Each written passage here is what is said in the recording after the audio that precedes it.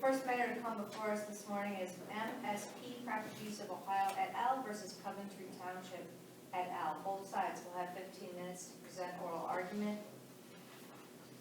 The appellant may reserve up to 5 minutes of that 15 for rebuttal. If you're the appellant and wish to reserve any time, let me know when you get started on keeping the clock. You can also reference it on the wall over there.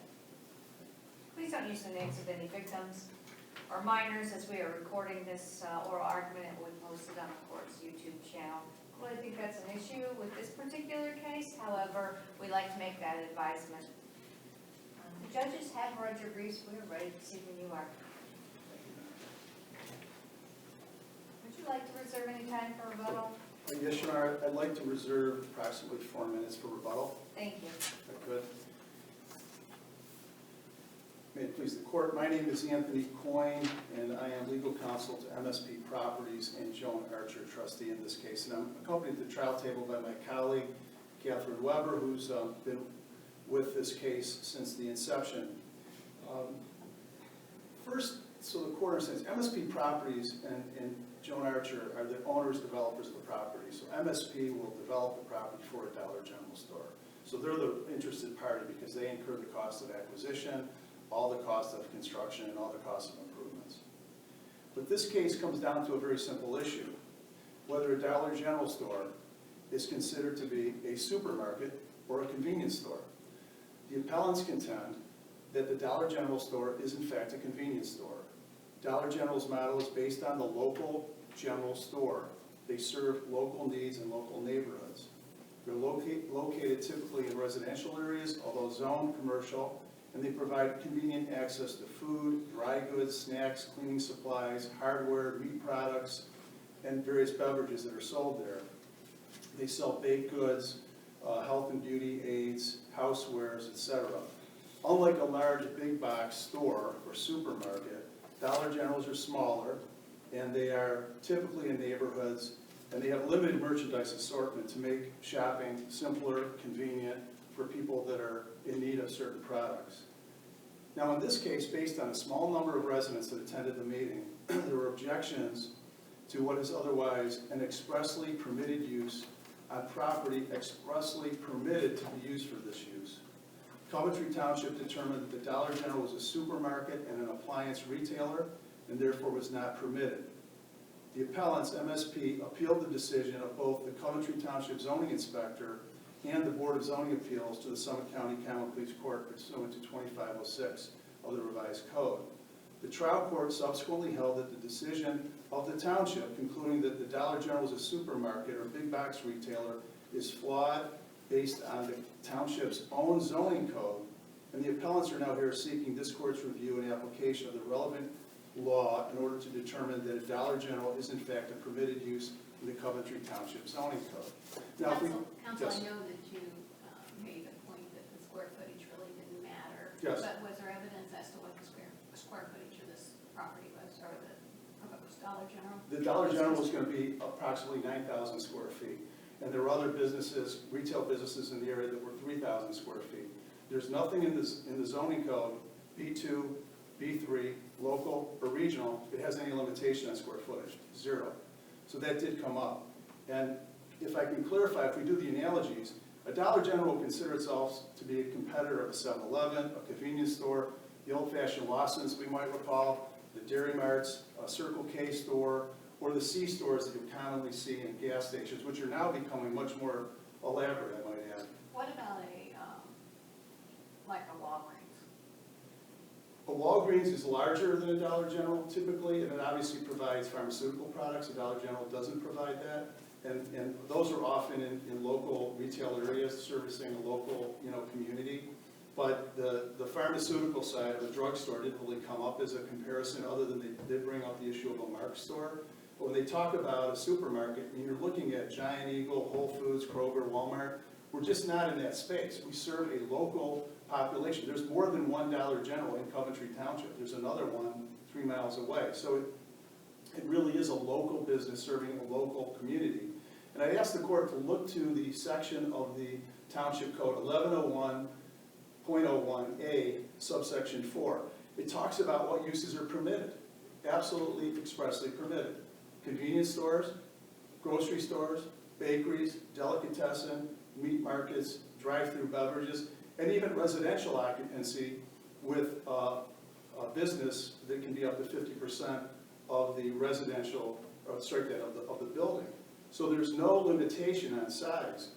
When we look to the application that was heard on November 2nd of 2021, the Coventry Township Board of Zoning Appeals heard from the township inspector that he considered it to be a supermarket and it should be under the B3 zoning, which is for regional uses. Regional uses. People don't go to a Dollar General from 25 miles away. There's probably another Dollar General near where they live. Now, you might go to a Walmart, you might go to a Whole Foods, or one of those supermarkets, but you certainly wouldn't go to a Dollar General in that way. Now, our client provided testimony and evidence trying to explain that they were mischaracterizing the Dollar General use, that it's a convenience merchandise business. It's not a big box retailer. Dollar General stores are smaller and, in fact, have more limited merchandise than a regional grocery store. And we tried to explain that. We did have a member of the public that was on the BZ at one time and said, I just don't think a Dollar General meets the B2 use, because that was his opinion. He didn't explain why, but that was his opinion. Probably could have had some influence on the board. But more importantly, the comments of the board and then their written findings of fact, which are in the record, are telling. Mr. Hostetler, who's on the board, said, I quote, I would consider this to be a grocery store.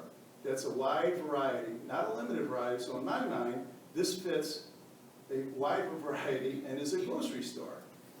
Grocery stores expressly permitted in the zoning code. Mr. Kimmel stated, well, I don't agree that it's a supermarket. I don't agree that it's a supermarket, Mr. Kimmel said. Then Mr. Cousins stated, I do think it's a supermarket, so I'd have to vote against it. And then another member said, due to the zoning definition, it's too vague. At the meeting, the court reporter took that as a vote no, but actually in the findings of fact, it was an abstention because it was vague. So these findings of fact are interesting. Several are unsigned. This is in the record, and they're unexplained. This is not a variance case. They all have on the top that it's a variance.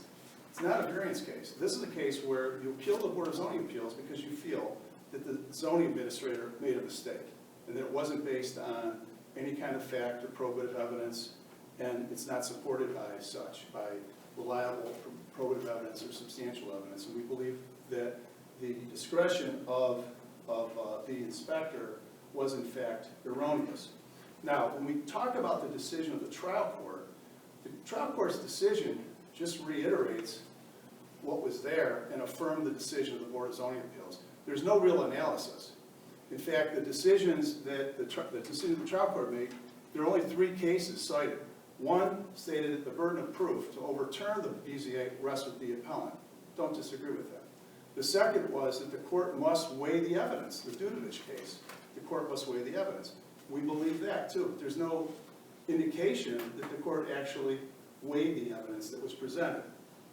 The third case that's cited is a case called Lawson versus Foster, 76 Ohio App 3rd. That's cited in the Coventry Township's, or I don't even know if it's the Coventry Township's plan, but it's cited in the decision of the court. Now that case basically says that you should give due deference to the administrative agency, the Board of Zoning Appeals. In that case, the trial court actually overturned the Board of Zoning Appeals that had denied a conditional use permit. But the facts of that case are completely off from the present case. In that case, the property owner sought a conditional use permit. It wanted to operate and continue operating a mulching business in an agricultural district that was run out of his house. These are the facts of the case, undisputed. The criterion under Article 8 of the zoning code in Foster was that the conditional use permit, the use had to be found in the conditional use permit, and it was not. So you had to show that the use being proposed was needed and appropriate and an accessory to the main use, which was a residential home. Mulching is not on the list of any uses in that township code, none. In this case, our use is an expressly permitted use in the zoning code. And in that case, what was it? It was a mulching operation. The mulch is tree bark, right? Was the tree bark grown on that land? No. He bought the tree bark from a commercial business and just mulched it on the property. So that it was really buying a commercial use, doing it on the property, and that was what was the problem. They buy it from a sawmill, and they ship it to commercial stores. The opinion goes so far to note that in the record of the Board of Zoning Appeals, the testimony was that the mulching operation was noisy, smelly, large tandem axle trucks were used to cart off the mulch, that the traffic hazards were concerning, all the neighboring properties were residential, and virtually the entire county, no agricultural operation or farming operation used mulch. Those are the facts of that case. In this case, the Dollar General isn't requesting a variance. The Dollar General has a use that's consistent with the zoning code, but because of this differentiation between supermarket and convenience store, the court did not take into consideration any thoughtful analysis concerning what was done at the Board of Zoning Appeals meeting. And we believe that this court should take that into consideration and overturn the decision of the township and issue a permit for a expressly permitted use. Counsel, I'm sorry, I know you're running out of time, so I want to ask you a quick question. Sure. Is it your opinion that the board had to actually issue findings of fact when they were determining whether? I do think is that required by law? Yeah, they should have issued findings of fact. They did not, but again, they did have findings of fact sheets attached to their decision, which again, aren't signed, not all of them are signed, and they're entitled at the top variance. So I don't think that was done properly, and I also think that just the use that was being presented, unless there was some sort of a negative effect on health, safety, and welfare, I don't think they had that much discretion to say no. And the last thing I'll say about the appliance issue, I guess if a coffee maker or a can opener makes you an appliance store, competing with Home Depot, I guess we lose. But that's pretty much what was raised, and we believe that the trial court did not do its job in reviewing what was done at the Board of Zoning Appeals. At this time, I'll ask going away to rebut. Thank you. Thank you, Counsel.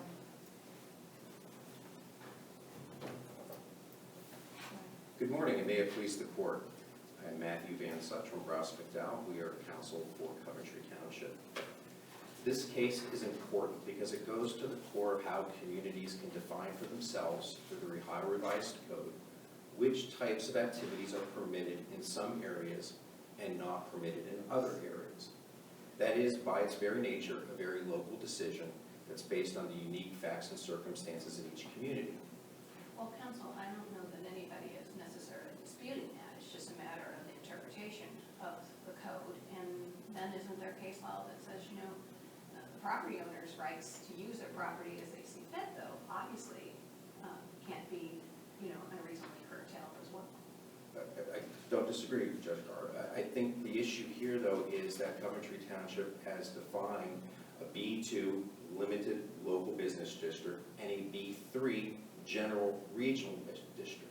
And they've done that based on the characteristics of their community. They've segregated which types of businesses are going to go in one area and other types of businesses that are going to go in a different type of area.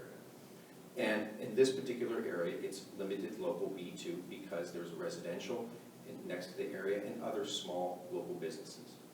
So I think it's also important to clarify here that before the zoning inspector, and it was noted that in the application, the proposed use was retail/convenience. Okay? Before the BZA and then the trial court, the applicant didn't specify which particular provision of A was going to apply. And the trial court even noted that in its decision. The trial court said, they don't really specify, so we are going to analyze it under A2, not the A4, which is what is being argued here today. Okay? That was not raised as a specific assignment of error in this court here, that the trial court applied the wrong provision of the zoning code. So yes, Judge Carr, property owners are allowed to use their property. The ties go to the property owner in that respect because that's the way the zoning, derogation of the police power and the use of the property, it goes to the property owner. But I think it's important that what is missing here is that if Coventry Township wanted things like supermarkets in the B2 limited business district, then it would say that in the B2 district. It wouldn't have to say that as a permitted use in the B3, because B3 includes everything previously. So the idea and the context of how the zoning code is set out tells us what the intent of the code is designed to do and how it is to arrive there. Can I ask you a question? Sure. Okay, so your argument is because you're saying they did not raise A4, because it says local grocery store. Right. Which you're saying it's more of a local grocery store than it would be a supermarket. What we are saying is that it is a supermarket. No, I know you Yes. are, I'm talking about their argument. Okay, so, so you're saying that on their application, they actually said retail convenience. Correct, which But- would, But they didn't preserve it by saying, or arguing that it was A4 before the trial court. Is that what you're right, saying?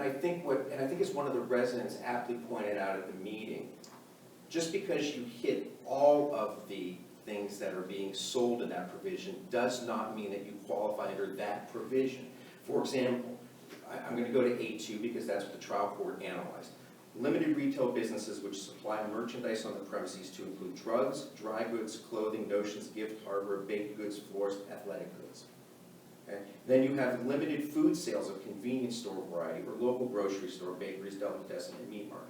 If you had all of those things in there, that does not make you a limited food sales of convenience, nor does it make you a limited retail business. That falls more under the supermarket category, which is under B3, which becomes the fact-intensive determination that was made to the Board of Zoning Appeals. Let me ask you the same question that I did the appellants, and that is, when I was looking at this one, the first things I thought of was, what about a Walgreens? And a Walgreens pharmacy would fall under the A2, as I would read, it specifically says. So drugs. a Walgreens pharmacy would be properly, it would be. You know, and I'd also have to look at, I'm not sure if we have any Walgreens in that district, Judge. No, I'm not Yeah. asking it, I'm just Right. trying to see what, what you're equating. You know, And if it's, well, let me just finish it up here. With the Walgreens, I understand they sell drugs, and they're a pharmacy as well, but they sell pretty much the same things that the Dollar General store does, don't they? I think the testimony at the Dollar General was that they also offered food, snacks, cleaning supplies, basic apparel, housewares, things that went beyond. And aren't those all at Walgreens too? I don't know that's certainly not on the record. I'm just more of a shopper than you. Okay, I will there def- wasn't evidence of that. There was not evidence of that, and I'll defer to the court's expertise on its own shopping preferences, Your Honor. But I think that what came out of this was that there was facts were presented. The zoning inspector did a thorough job of showing and demonstrating what was in a B2 district, what was in a B3 district. This was not a variance case. This was an unusual circumstance of determining what use did the proposed use fall under. Was it a B2 or was it a B3? Can you, since we all know it's not a variance case, Yep. can you speak to what might be in the record regarding the use of these findings of fact forms for a variance? Although I understand, I can see in front of me that the word variance is crossed out and the word request is written in. Yes. But what's in the record regarding the use of these forms in making a determination and findings of fact? Ultimately, what's in the record about them is that you have the discussion, I think in the transcript, really tells you what was discussed at that meeting that night. The findings of fact that were not signed, because they are not signed, they were there. I don't know that they change anything, Your Honor. You're right, they're incongruent because it's not a variance matter. It's not entirely applicable to what the question was before the BZA, which the question was presented to them. Do we affirm the decision? Well, then, were they attached to the actual November 2nd, 2021? They became part of the record, yes, Your Honor. So they were attached onto those? Yes, they were included in the record, yes. And I'd like to follow up with Sure. her, because I asked this question to the Yes. appellant as well. Would you agree that legally the Board of Zoning Appeals is required to submit findings of fact?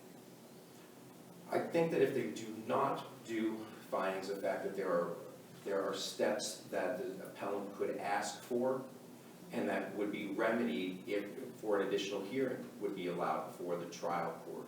That was not asked for. If no written findings of fact are presented, then the remedy then is to go and ask the trial court for the hearing, because the new, swearing in witnesses, was there cross-examination, one of those is the written findings of fact. Well, And we've I'm not trying to passed insinuate that. these aren't findings of fact. I'm just trying to figure out if you agree that there should be, or there legally is required findings of fact. And I think the discussion in some instances, and the vote and the discussion of board members can be, in some instances, findings of fact, because you can determine what the Board of Zoning Appeals was considering and deciding. Do you think the board used variance forms because it did determine it was a supermarket and therefore the request was the variance? No, I don't, when we're dealing with non-lawyer lay people, they are used to seeing the variances, and they get their form out, and this is what I do, and this was something that I'm not aware of, a definitional issue coming up in front of them, so they were used to, I take my form and I try to fill it out. I do not recall, and I don't believe that the record demonstrates whether these were filled out before the vote. I don't believe that that was the case, and there's no indication that it was. The vote was taken, and then these sheets, I believe, were filled out afterwards of that. So, we look at you look at that part, but then we have to look at what is the evidence and what's the record that was presented. And the evidence that was presented, as even as the appellant would acknowledge, the breadth and the scope of the items that are sold at the Dollar General. The size, I'll address it. It is not a specific requirement. There is no minimum, there is no maximum, but it's a factor that's considered. And Counsel, before you proceed with that, Yes. I'm just looking at the findings of fact, and I'd like to follow up on Judge Lanzinger's question. I understand that some of them have not been crossed out and say variance, and some of them have, so that the variance is not the form that they're using. But the one variant, the one findings of fact, actually talks about the property will yield a reasonable return without a variance. So it looks like that particular board member is weighing, the character of the neighborhood in regard to whether a variance should be granted. well, I think the fact that there are other businesses, take it the other way, there are other businesses in the B2 that could be on that property, and so you could put something other than a Dollar General on it, you could use that. But then they also said the variance would allow construction that would alter the character of the neighborhood. Looks like they're making findings and variances. I don't doubt that they have these, and that they've checked certain of these items off. What I'm asking the court to do is what the trial court did, and I think the standard of review is also important here. The standard of review, and a lot of what you hear and read from the appellants, is that the decision wasn't supported by the preponderance of the evidence. That's their first assignment of error.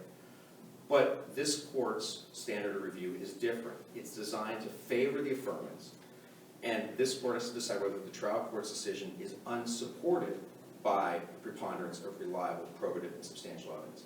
What we have here is almost a factual dispute as to what is being sold, although I don't think there is a dispute on that part, but how it plays into where the community wants that business to go.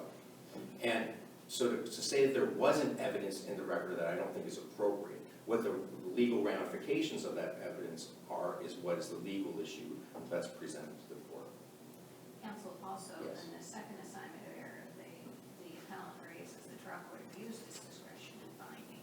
Would you agree that that would be the proper standard of review? Yes, I do, but we're still, in that respect, giving deference to the trial court on making that decision, and reviewing the whole record, and reviewing the evidence that was submitted. Yes, the testimony that was provided. Just because a neighbor comes and testifies and provides opinion, doesn't make that not evidence. The fact is that those attorneys that came and spoke said, I went to the Dollar General store before I came here, and I saw these things, and I would agree with Mike Harrison, the zoning inspector. That's fact evidence. Then he does provide, based on his experience, how he was reading 2 and how he's reading 3 and how it applies. It's no different than the strict rules of evidence do not apply in front of these administrative agencies. And so the Board of Zoning Appeals and the trial court was free to take and give the weight to whatever the testimony was that was presented. We don't have a business model of Dollar General. We have testimony about what Dollar General does and what its intent and what its purpose is and all of those things. There's no written materials that are submitted that say, here's what we sell, here's what we do not sell. And so I think that when we look at this, if the communities, if this court agrees with the appellant, then it makes it very difficult in common everyday language to try to explain what the differences are between the supermarkets and the limited retail, the limited convenience, the limited grocery store. Those are intensely fact-based. And I go back to what one of the attorneys said. Just because you sell everything, if you sell everything on that list, what makes you different than a Target? You're selling everything on that list. You're not limited in the scope of them what you are doing. And yes, the square footage, Judge Carr, plays into that. If you're 2,000, 2,500 square foot, you're limited in what you are selling, in the scope of what you are selling. If you're 9,000 square feet, you have more space to fill. You're providing a broader scope of things. And so those factual determinations the evidence was presented. BZA looked at it, said it falls under B2, it falls under B3, not under B2. We know what B2 looks like in our community because this is what goes in B2 districts. That evidence is in the record. It's not been challenged. And here's what is in B3, including other Dollar Generals, by the way. So it's not as though Dollar General is not welcome in Coventry Township. There is a place for it. The communities decided that is in the B3 district, not in the B2 district. And when we give the common everyday meaning to these words, what they're proposing falls under the B3. Thank you. Thank you, counsel.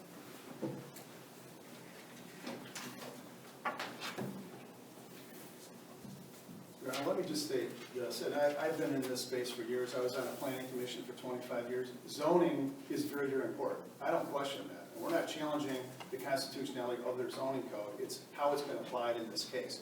The simple fact of the matter is a Dollar General is in nobody's imagination a grocery store, a supermarket. It does provide services like a local grocery store, but that's permitted in the code.